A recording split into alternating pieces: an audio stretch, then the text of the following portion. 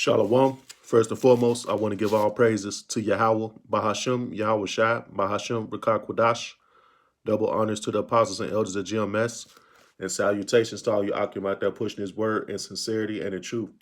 Coming back at you with another lesson. This lesson is going to be based upon the history of New Year's resolutions. And this is an article I pulled up on the historychannel.com on their website. And it contains a few articles about history of New Year's Eve, New Year's resolution, Salakia. And I'm going to read these articles and then I'm going to bring out a few scriptures on this. What made me want to do this lesson is, people are always predicting they're having New Year's resolutions. They're going to do this and do that, for the New Year. So I just wanted to research, where did that originally come from? And so let me get into it real quick. Let me scroll up here. And it says, the ancient Babylonians are said to have been the first people to make New Year's resolutions. Okay, so that's how far back this goes, to the ancient Babylonians. Okay, which today we know the Babylon today is in Iraq, as of today, in modern today. But hey, these are the first people to known to make resolutions, man. It says some 4,000 years ago. Okay, it says they were also the first to hold recorded celebrations in honor of the new year. Okay,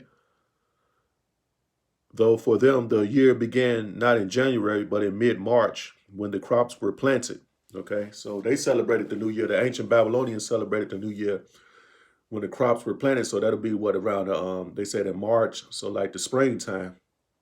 So that's when the new year began back in the ancient world. But today we live in a Greco-Roman. We're under the Greco-Roman calendar. And the new year always begins January the 1st. So in the ancient world, it was in during that Babylonian period, it was in mid-March. Okay. It says, during a massive 12-day religious festival known as Akitu, okay, the Babylonians crowned a new king or reaffirmed their loyalty to the reigning king. They also made promises to the gods to pay their debts and return any objects they had borrowed, okay? So it shows that the New Year's resolution is all about worshiping gods, man. The origins of this day is about worshiping God, so making these promises to yourself as to what you're going to do different for the new year. So that's how far back this goes to. Okay. These promises could be considered the forerunners of New Year's resolutions. If the Babylonians kept to their word, their pagan gods would bestow favor on them for the coming year. If not, they would fall out of the God's favor, a place no one wanted to be.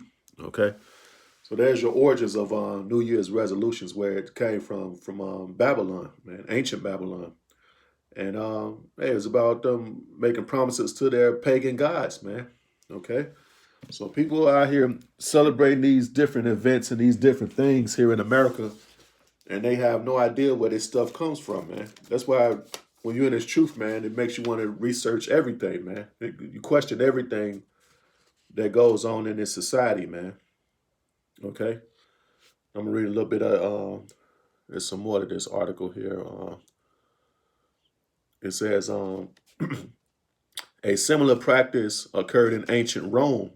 Okay, after the reform-minded Emperor Julius Caesar tinkered into the calendar and established January 1st as the beginning of the new year, circa 46 BC.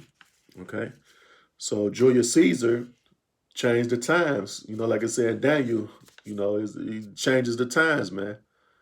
Okay, so Julius Caesar was the one who changed the beginning of the new year from the time of the Babylonians, which is according to what he said in mid-March, to January 1st.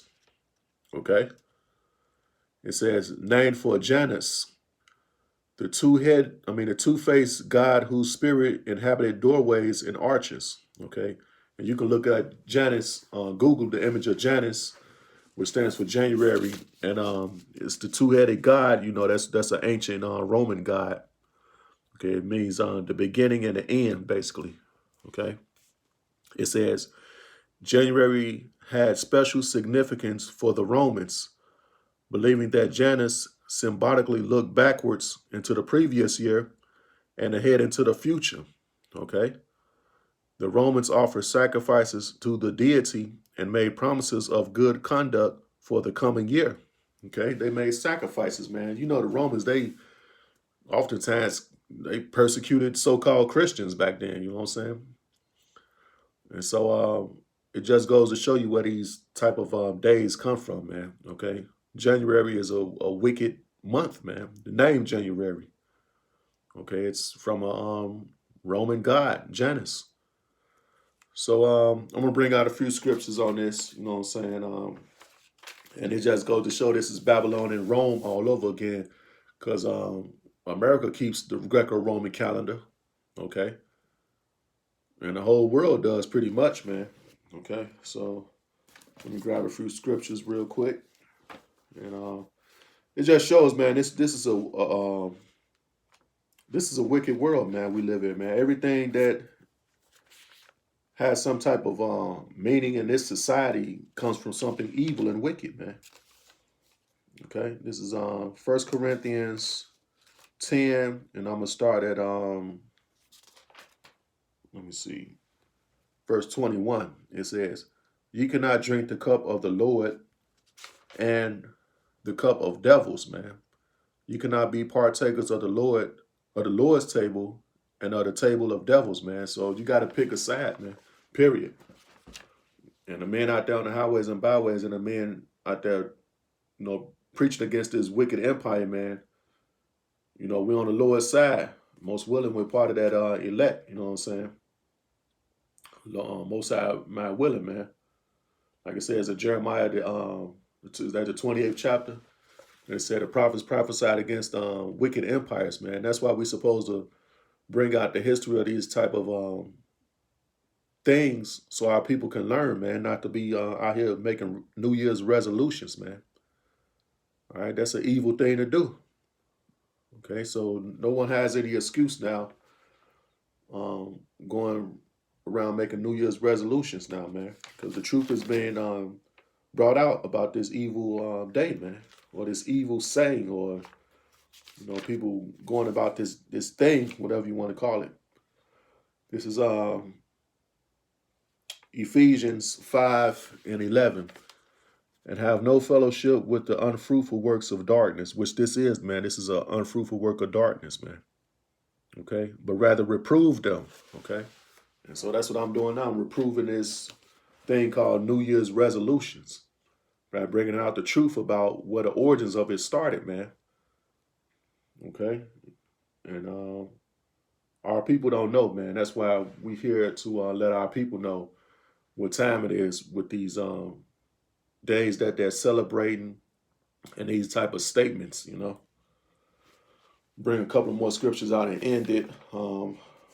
This is let me see here. Let me go over here to Romans. Let's see.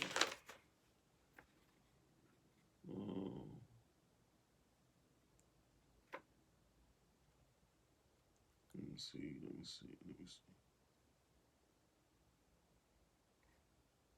Yeah, this is I'm gonna start here at Romans 13 and in 13 it says, "Let us walk honestly as in a day."